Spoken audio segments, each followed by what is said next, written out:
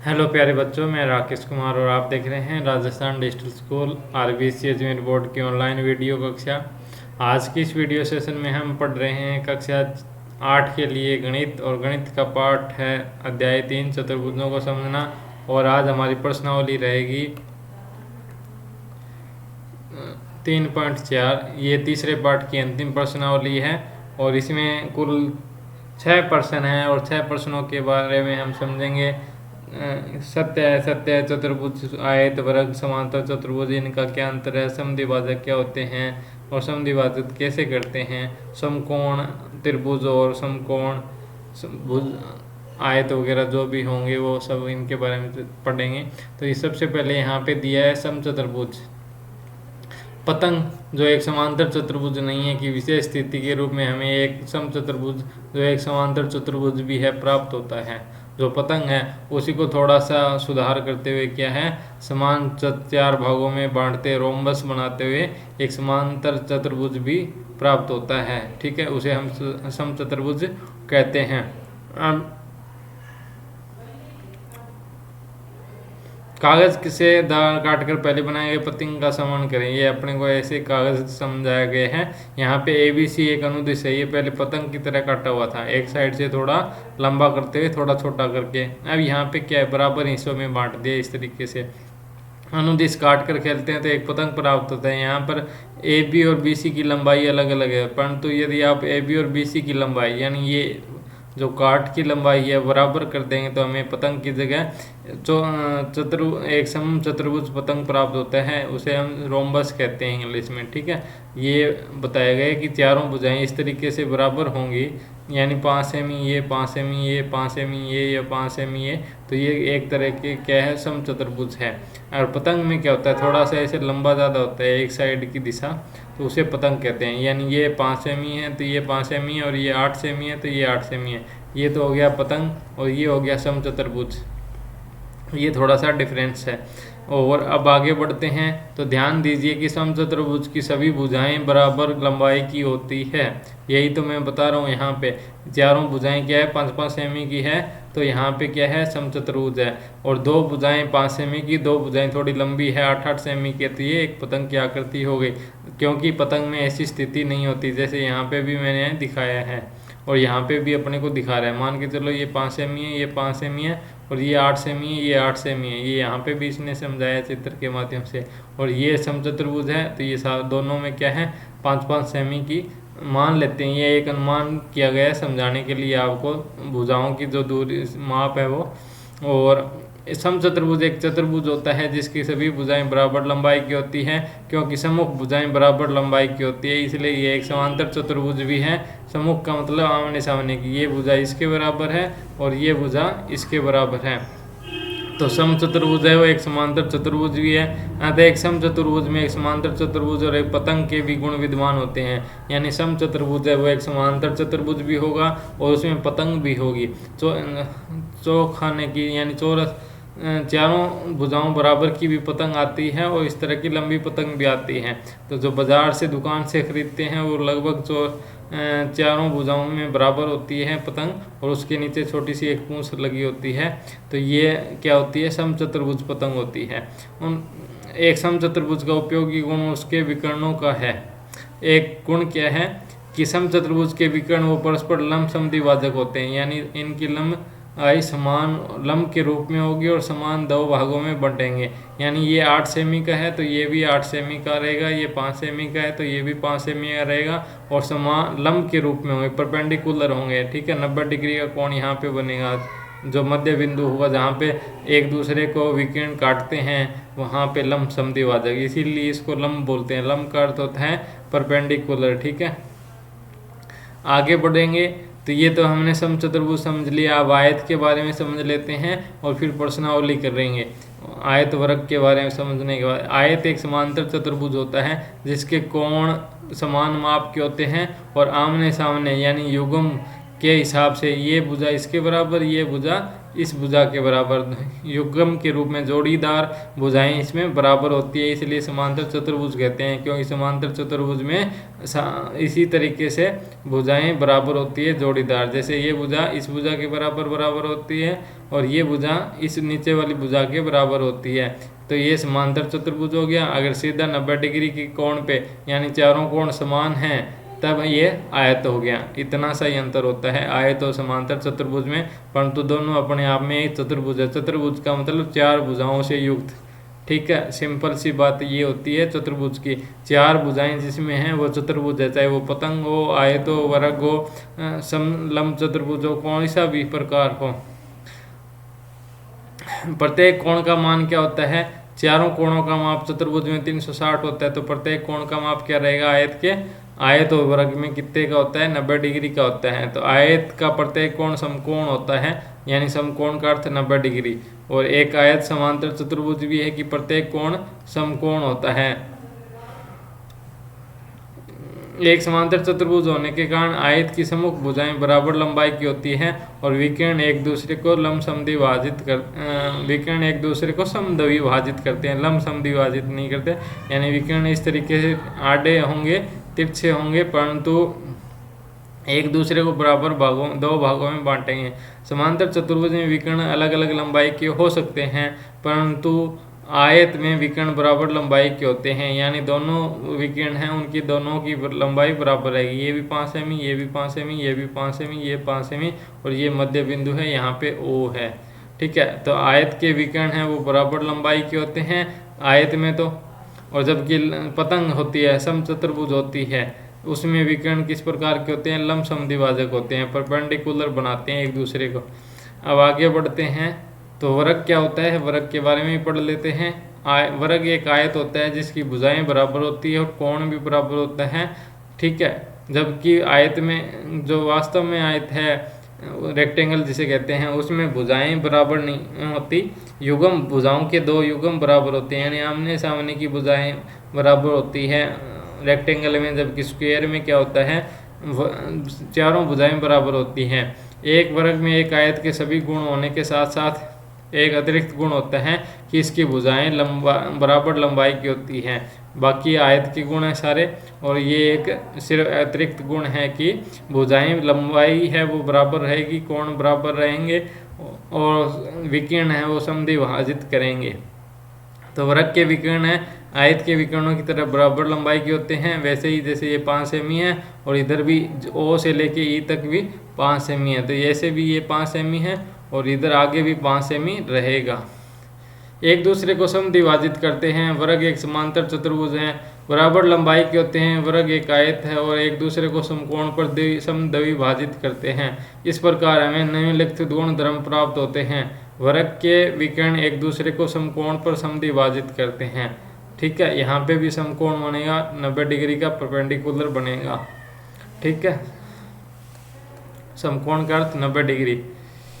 अब आगे बढ़ते हैं प्रश्नावली 3 की ओर, और 6 प्रश्न है इसमें, हम इनको हल कर लेते हैं।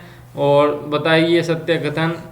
सभी आयत वर्ग होते हैं, ठीक है, और सभी समचतुर्भुज समांतर चतुर्भुज होते हैं।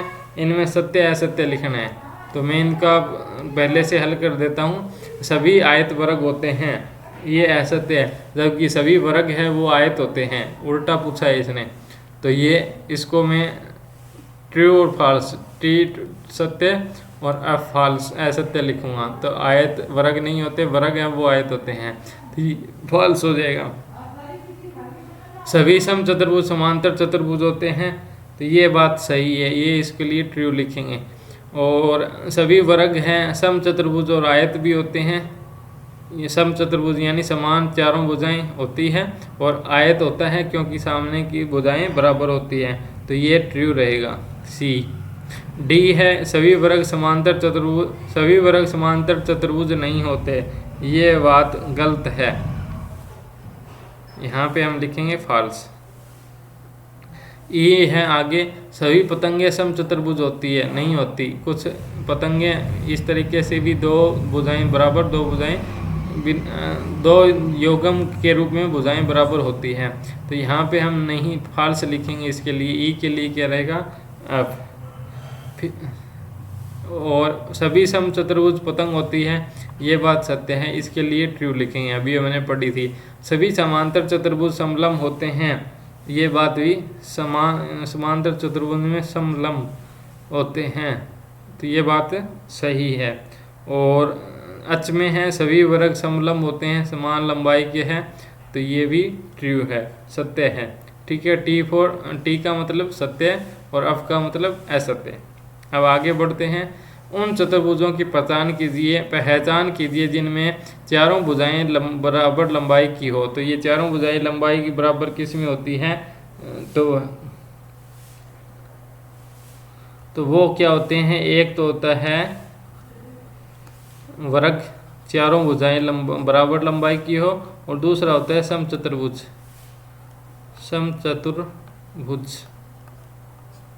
दो ऐसे हैं चारों भुजाएं की जो लंबाई होती है वो बराबर होती हैं।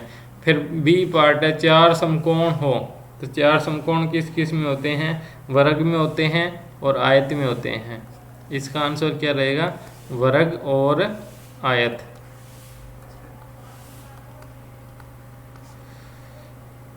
आगे बताइए कैसे एक वर्ग है, वो एक चतुर्भुज है, फिर एक समांतर चतुर्भुज है, और एक समचतुर्भुज है, और एक आयत है। तो पहले का प्रश्न उत्तर हम यहाँ पे लिखते हैं, एक वर्ग की चारों भुजाएं बराबर होती हैं, वो इसलिए एक वर्ग है।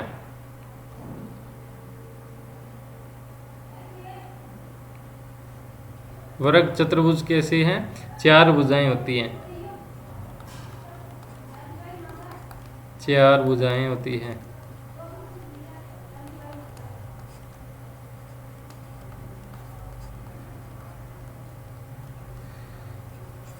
एक समांतर चतुर्भुज है, समांतर चतुर्भुज में क्या होता है, वह चतुर्भुज जिसके चारों कोण समकोण हो। नहीं, चारों कोण नहीं, समान युग्म में भुजाएं, इनकी भुजाएं होती हैं, वो युग्म में क्या होती है, बराबर होती है। चारों भुजाएं क्या होती है, बराबर, युग्म समांतर होता है। जैसे ये वाला बोल रहा है, ये दूसरे के लिए, यानी ये भुजा और ये भुजा बराबर है, ये भुजा बराबर है, तो युग्म यानी जोड़ीदार बराबर होंगे, वो समांतर चतुर्भुज होंगे। तो यहाँ पे लिखेंगे हम सम्मुख भुजाओं का, सामने की जो भुजाएं होती है, सम्मुख होता है आमने सामने की भुजाएं, सम्मुख भुजाओं,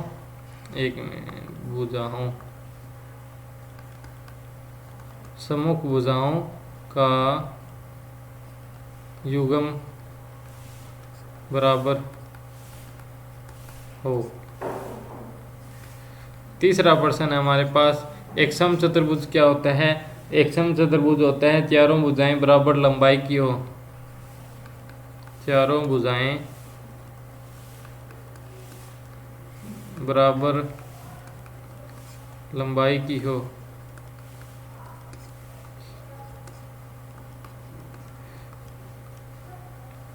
फोर्थ है हमारा, चौथा क्वेश्चन है, एक आयत है।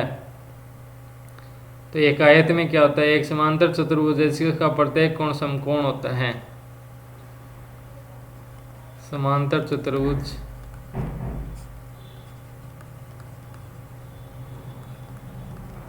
है जिसका प्रत्येक कोण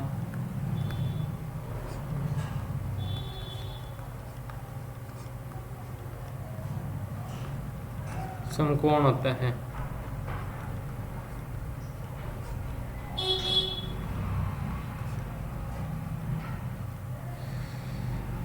प्रश्न नंबर 4, एक चतुर्भुज का नाम बताइए जिसके विकर्ण एक दूसरे को समद्विभाजित करते हैं। समद्विभाजित एक चतुर्भुज का नाम लिखना है, तो कौन से होते हैं, एक तो आयत में करते हैं, एक वर्ग में करते हैं, और दो ही है समान द्विभाजित। ठीक है, तो पहले प्रश्न का उत्तर होगा आयत और वर्ग,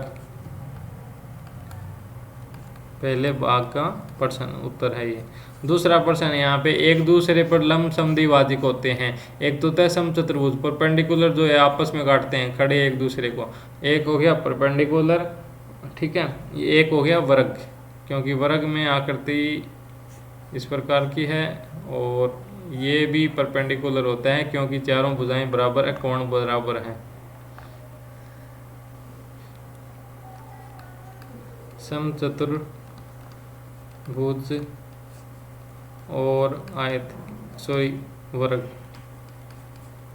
ठीक है। तीसरा है बराबर हो, विकर्ण बराबर किस में होते हैं, वर्ग और आयत में, यानी विकर्ण की जो लंबाई है वो बराबर होती है वर्ग और आयत में। कैसे, जैसे ये आयत है तो इसकी ये लंबाई और ये लंबाई दोनों की, यहाँ से ए बी सी और डी ये वर्ग है और ये आयत है, ठीक है। ये लंबाई और ये लंबाई ए बी सी डी, जो विकर्ण ए डी है और बी सी है, इनकी लंबाई क्या है, बराबर रहेगी। ऐसे ही आयत में भी ए डी और बी सी है, विकर्ण है, इनकी लंबाई क्या रहेगी, बराबर रहेगी। अब आगे बढ़ते हैं 5वें प्रश्न की ओर। बताइए एक आयत उत्तल चतुर्भुज कैसे है। आयत उत्तल चतुर्भुज कैसे है वो हमें बताना है। प्रत्येक कोण का माप, आयत में प्रत्येक कोण कितने का होता है, 180 से कम होता है, तथा साथ ही आयत के दोनों विकर्ण पूरी तरह से अंदर की तरफ रहते हैं। इसलिए क्या होता है, आयत की जो कोण है वो बाहर की ओर सही से निकले होते हैं और उनमें विकर्ण और कोणों का माप है वो प्रत्येक कोण का 180 से कम होता है, इसलिए इसको हम बोलते हैं उत्तल चतुर्भुज। तो हम यहाँ पे लिख सकते हैं प्रत्येक कोण, आयत का प्रत्येक कोण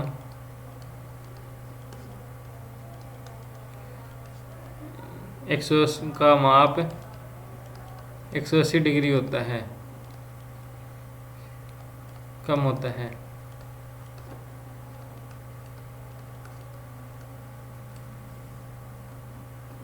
और विकर्ण अभ्यंतर बना होता है।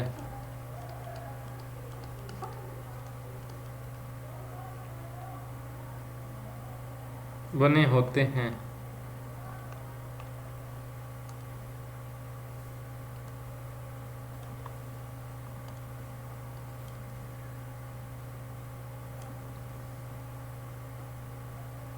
अंतः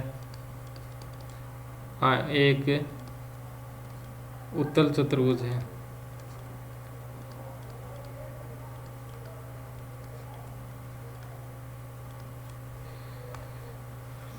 ABC एक समकोण त्रिभुज है और O समकोण की सम्मुख भुजाओं का मध्य बिंदु है। बताइए कैसे O बिंदु A B C से समान दूरी पर स्थित है। बिंदुओं से चिन्हित अतिरिक्त भुजाएं आपकी सहायता के लिए खींची गई है।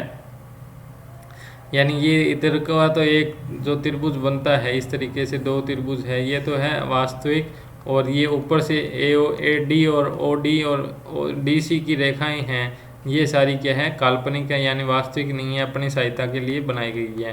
तो ये अपने को बताना है कि एक ABC ये वाला इधर से एक समकोण त्रिभुज है और O समकोण बिंदु की सम्मुख भुजा के मध्य बिंदु यानी B है, इस कोण के सम्मुख मध्य बिंदु पे है। और कैसे O बिंदु A और B से समान दूरी पर है, यानी A ये वाली जो दूरी है यहाँ से ये A और O और ये नीचे वाली दूरी है, और B C से ये दूरी समान कैसे है वो हमको बतानी है। तो यहाँ पे हम बता सकते हैं, कैसे बताएंगे, देखो सबसे पहले ये एक आयत बनता है, ठीक है, और आयत बनता है तब हमें पता है कि इसके विकर्ण क्या होते हैं, बराबर भागों में होते हैं। यानी ये पूरा BD है, ठीक है, मैं दूसरा पेन से आपके लिए समझा देता हूँ। ये BD है, एक विकर्ण है, और दूसरा रंग लेके हम यहाँ पे AC बनाते हैं। अब ये आपके सामने एक आयत दिखाई दे रहा है और आयत में दो विकर्ण दिखाई दे रहे हैं, ठीक है। अब इन दोनों विकर्णों में आपके लिए क्या खास बात है कि आपको पता है कि आयत के विकर्ण होते हैं वो समद्विभाजित होते हैं, ठीक है, समान दो भागों में बांटते हैं। तो ओ केंद्र बिंदु पे है तो अपने पास ए ओ की जो रेखा दूरी है, ए और ओ के बीच की दूरी वो क्या रहेगी, अगर 5 सेमी है तो ओ और सी के बीच की दूरी भी क्या रहेगी, 5 सेमी रहेगी। इसी तरीके से बी ओ के बीच की दूरी 5 सेमी है तो ओ डी के बीच की दूरी भी 5 सेमी रहेगी, क्योंकि यह भी आपके सामने एक आयत का चित्र और आयत के चित्रों में आयत के वर्ग में एक विकर्ण होते हैं वो बराबर होते हैं, उनकी लंबाई बराबर होती है विकर्णों की, और दोनों विकर्ण जब केंद्र बिंदु से आपस में काटते हैं तो दो समान भागों में समद्विभाजित करते हैं। तो इसीलिए हम यहाँ पे लिख सकते हैं कि अतः ये तो मैंने लिखा है बताने के लिए ओ ए की दूरी किसके बराबर है, ओ सी के बराबर है, जो मैंने आपको लिख के भी बताई है। और इसी प्रकार तथा ओ बी की दूरी या बी ओ की दूरी है ओ डी से, यानी ओ बी की तरफ और ओ डी की तरफ चलेंगे तो समान दूरी प्राप्त होगी, परंतु ए सी की वैल्यू है वो बी डी के बराबर है, ए और सी की, यानी ये पूरी विकर्ण है वो आपस में बराबर हैं।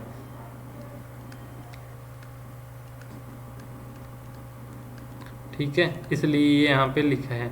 अब यहाँ पे इसलिए हम लिख सकते हैं, इसलिए O A equal to O B equal to O C, ठीक है, अतः ओ बिंदु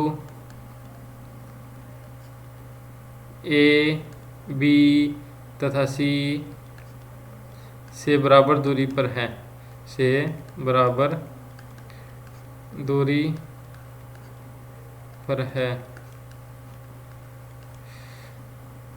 तो ये था छठा सवाल, और इसी के साथ में ये प्रश्नावली पूरी हो जाती है हमारी 3.4 तीसरे पार्ट के लिए, और चतुर्भुजों को समझना हमारा पूर्ण होता है। अब हम आगे बढ़ेंगे और आगे बढ़ते हुए हम फिर से एक बार रिवीजन कर लेते हैं किसके बारे में, इन सभी चतुर्भुजों के बारे में। तो समांतर चतुर्भुज क्या होता है, एक चतुर्भुज जिसमें सम्मुख भुजाओं का प्रत्येक युग्म बराबर होता है, यानी डी ए की भुजा किसके बराबर है, सी बी या बी सी के बराबर है। इसी तरीके से डी सी भुजा है वो ए बी के इक्वल है, और ये जो विकर्ण हैं ये समद्विभाजित करते हैं एक दूसरे को, समान दो भागों में बांटेंगे, परंतु इनमें समांतर चतुर्भुज में लंबाई की अंतर हो सकती है। सम्मुख भुजाएं बराबर होती है, समकोण बराबर होते हैं, सम्मुख कोण बराबर होते हैं सॉरी, यानी ये वाला कोण है और ये वाला, यानी कोण ए की मान इक्वल टू कोण सी की मान वैल्यू जो है वो इक्वल है, कोण डी की वैल्यू और कोण बी की वैल्यू इक्वल है। विकर्ण एक दूसरे को समान द्विभाजित में काटते हैं, यानी AC विकर्ण है वो किसके बराबर है, AC विकर्ण को समान दो भागों में बांटेंगे तब हमें मिलता है AO और OC, ठीक है। इसी तरीके से अगर हमारे पास DB है, इसको दो भागों में बांटेंगे तो ये क्या हो जाएगा, DO और OD, ठीक है, OB। तो ये इस तरीके से है। तो ये विकर्ण हमने समान द्विभाजित कर दिए। अब आगे बढ़ते हैं चतुर्भुज की ओर। एक चतुर्भुज जिसकी सभी भुजाएं बराबर माप की होती है, यानी ये भुजाएं हैं वो सम चतुर्भुज में बराबर रहेगी, ये भी 5 ये भी 5, परंतु इसमें थोड़ा सा कोण है वो थोड़ा डिफरेंट होता है।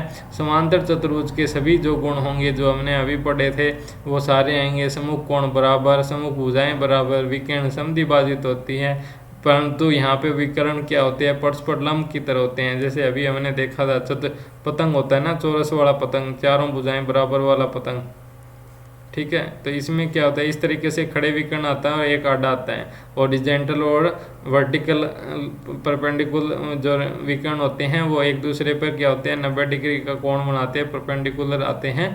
तो ये विकर्ण परस्पर लंब समद्विभाजित होते हैं। बस ये एक नई बात है इसमें सम चतुर्भुज में, बाकी समांतर चतुर्भुज की गुण धर्म पाएंगे। आयत की तरफ देखें तो आयत क्या होता है, एक समांतर चतुर्भुज है जिसमें एक कोण समकोण होता है, यानी प्रत्येक कोण समकोण हैं, ये भी कोण 90 डिग्री, ये भी 90 डिग्री, ये भी 90 डिग्री, कुल हो गया 360, 9 चौके 36 के हिसाब से, क्योंकि चतुर्भुज का अर्थ होता है 4 भुजाओं युक्त आकृति। अब आगे यहाँ देखते हैं कि समांतर चतुर्भुज के वो सभी गुण हैं जो शुरू में हमने इसमें पहले पढ़े थे। कोण बराबर भुजाएं, सम्मुख भुजाओं के कोण बराबर सम्मुख भुजाओं के साथ युग्म होते हैं वो बराबर। तो प्रत्येक कोण समकोण का होता है और विकर्ण का माप बराबर होता है, यानी विकर्ण एनएल की दूरी और विकर्ण के एम की दूरी क्या होगी, बराबर रहेगी। अब वर्ग की तरफ देखते हैं तो एक आयत जिसकी सभी भुजाएं बराबर होती है, समांतर चतुर्भुज, समचतुर्भुज, आयत, सभी के गुण इसमें आ जाते हैं। वर्ग में कितने गुण आए, समांतर चतुर्भुज के, समचतुर्भुज के, आयत के, ठीक है। तो ये सारे गुण आते हैं क्योंकि विकर्ण इसमें क्या होते हैं, तो बराबर होते हैं और परपेंडिकुलर होते हैं, लंबसम द्विभाजक होते हैं, सम्मुख कोण बराबर होते हैं। तो यानी पी क्यू आर एस की वैल्यू कितनी रहेगी, 90 डिग्री रहेगी, और सम्मुख भुजाएं बराबर होती है, तो समांतर चतुर्भुज हो गया। तो ये चारों पांचों बातें हैं यहाँ पे वर्ग पे लागू होती है, तीनों इन आकृतियों से, समांतर, समचतुर्भुज और आयत से। अब आगे बढ़ते हैं, पतंग जिसे कहते हैं। तो पतंग क्या होती है, जिसमें दो आसन भुजाओं के युग्म बराबर होते हैं। ये यहाँ से ए बिंदु है, वो आसन बिंदु मानो, और ए डी के और ए बी क्या है, आसन भुजाएं। इसी तरीके से सी आसन बिंदु है और यहाँ पे डी सी और बी सी क्या है, आसन भुजाएं हैं। तो ये क्या है, बराबर होती है। जैसे डी सी और बी सी है 8-8 है, तो ए डी और ए बी कितनी सेमी है, 5-5 सेमी है। तो ये हमें आसन भुजाओं का युग्म है वो बराबर मिलता है पतंग में। तो विकर्ण एक दूसरे पर लंब होते हैं, इस तरीके से ये हो गया परपेंडिकुलर के रूप में, और एक दूसरे के विकर्ण को समद्विभाजित करते हैं, दो भागों में बांटेंगे। और आकृति में कोण बी इक्वल टू कोण डी है, कोण बी की वैल्यू और कोण डी की वैल्यू बराबर है। इसी तरीके से कोण सी और कोण ए की वैल्यू बराबर नहीं होगी, ये बात ध्यान रखना, क्योंकि ए और सी में यहाँ पे इक्वल टू नहीं है। तो ये था एक बार से फिर से रिवीजन। कक्षा इसी के साथ कक्षा 8 का पाठ नंबर 3 चतुर्भुजों का समूह कंप्लीट होता है रिवीजन के साथ में। सभी आकृतियों को फिर से हमने देखा। अब मिलते हैं अगले अध्याय में, तब तक के लिए वीडियो को लाइक करें, चैनल को सब्सक्राइब करें और अपने दोस्तों के साथ, सहपाठियों के साथ, मित्रों के साथ शेयर करें और देखते रहें, पढ़ते रहें, आगे बढ़ते रहें। धन्यवाद सभी बच्चों का, सभी अध्यापक और परिवारजनों का।